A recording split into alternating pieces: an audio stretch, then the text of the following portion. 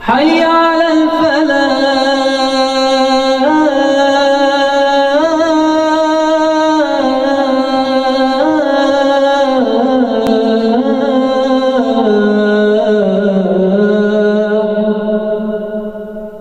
حیرت ہے کہ وہ قوم ہے تعلیم میں پیچھے جس قوم کا آغاز ہی اقرا سے ہوا تھا۔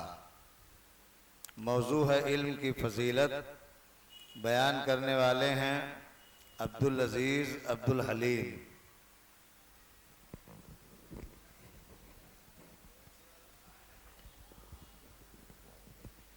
السلام علیکم ورحمۃ اللہ وبرکاتہ۔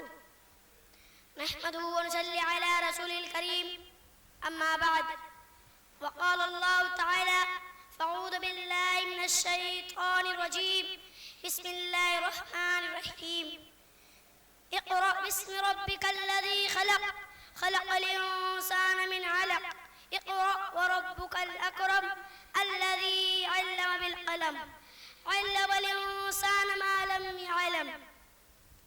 صدر انجمن اور حاضر مجلس، آج کے ششمائی انجمن میں جس موضوع پر بولنا چاہتا ہوں وہ ہے علم کی فضیلت۔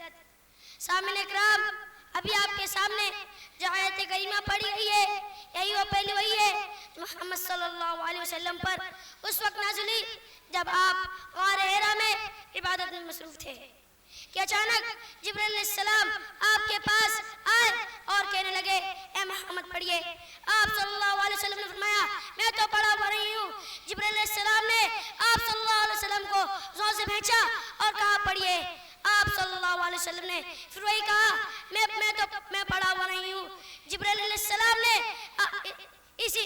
اس طرح 3 مرتبہ جبرائیل علیہ السلام نے آپ صلی اللہ علیہ وسلم کو زور سے بھینچا اور کہا پڑھیے اقرأ باسم ربک الذی خلق، پڑھیے اپنے رب کے نام سے جس نے پیدا کیا، خلق الانسان من علق، جس نے انسانوں کو خون کے لوتھڑے سے پیدا کیا، اقرأ وربک الاکرم، پڑھتے رہیے اور آپ کا رب بڑا کرم والا ہے، الذی علم بالقلم، جس نے قلم کے ذریعہ علم سکھایا، علم الانسان ما لم يعلم، جس نے انسانوں کو وہ سکھایا جسے وہ نہیں جانتا تھا۔ ان آیت کریمہ میں علم حاصل کرنے کے لیے آپ صلی اللہ علیہ وسلم کو تاکید کے ساتھ حکم دیا گیا اور ساتھ ہی علم حاصل کرنے کے آداب بھی بتلائے گئے اور قلم کی ضرورت اور اہمیت بھی بتلائے گئے جس کے استعمال سے انسان علم میں کامیابی حاصل کرتا ہے۔ میرے اسلامی بھائیوں، علم حاصل کرنا انسان کے لیے کتنا ضروری ہے۔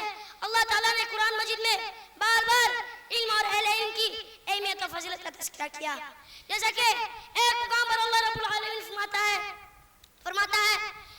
قُلْ هَلْ يَسْتَوِي الَّذِينَ يَعْلَمُونَ وَالَّذِينَ لَا يَعْلَمُونَ، اے نبی صلی اللہ علیہ وسلم کہہ دیجئے کیا علم والے اور بے علم والے برابر ہو سکتے ہیں؟ اس آیت کریمہ سے معلوم ہوا کہ عالم اور غیر عالم کبھی بھی ایک برابر نہیں ہو سکتے۔ قرآن مجید کے علاوہ حدیث میں بھی علم کی اہمیت و فضیلت کا تذکرہ بار بار ہوا، جیسا کہ حضرت ابو درداء رضی اللہ عنہ کہتے ہیں کہ میں نے نبی صلی اللہ علیہ وسلم کو فرماتے ہوئے سنا جو شخص ایسے راستے پر چلے جس میں وہ دین کا علم تلاش کرے تو اللہ تعالیٰ اسے جنت کے راستے پر لگا دیتا ہے اور فرشتے طالب علم کے لیے اس کے اس عمل سے خوش ہو کر اپنے پر بچھا دیتا ہے، اور علم کے لیے آسمان و زمین کی مخلوق حتیٰ کہ مچھلیاں پانی میں مغفرت کی دعائیں کرتی ہیں، اور علم کی فضیلت عابد پر ایسی ہے جیسے چاندوں کو 7 ستاروں کی فضیلت حاصل ہے، اور علماء انبیاء کے وارث ہے اور انبیاء اپنے ورثے میں دینار اور درہم نہیں چھوڑتے، وہ تو دین کا علمی ورثے میں چھوڑ کر جاتے ہیں۔ بس جس نے علم حاصل کیا اس نے صرف و فضل کا ایک بڑا حصہ حاصل کر لیا۔ اس حدیث میں علم کی اہمیت، عالم کی فضیلت عابد پر ایسی اس لیے بتائی گئی ہے کہ عابد کی عبادت کا فائدہ صرف اس کی اپنی ذات تک محدود رہتی ہے، جبکہ عالم کے علم کا فیض دوسرے لوگوں تک بھی پہنچتا ہے۔ میرے بھائیوں، ہمیں چاہیے کہ زیادہ سے زیادہ علم کرے اور لوگوں میں عام کرے، کیونکہ ان کا فائدہ صرف دنیا ہی میں ہی بلکہ مرنے کے بعد ملتا ہے۔ آخر میں ایک شعر کے ساتھ اپنی تقریر کو ختم کرنا چاہتا ہوں۔ تعلیم ہی سے پاتی ہے انسانیت عروج، زندہ لاش تعلیم کے بغیر. آخر میں اللہ تعالیٰ سے دعا کہ ہم سب کو علم حاصل کرنے کی توفیق عطا فرمائے. آمین. وآخر دعوانا الحمدللہ رب العالمین. السلام علیکم ورحمۃ اللہ وبرکاتہ.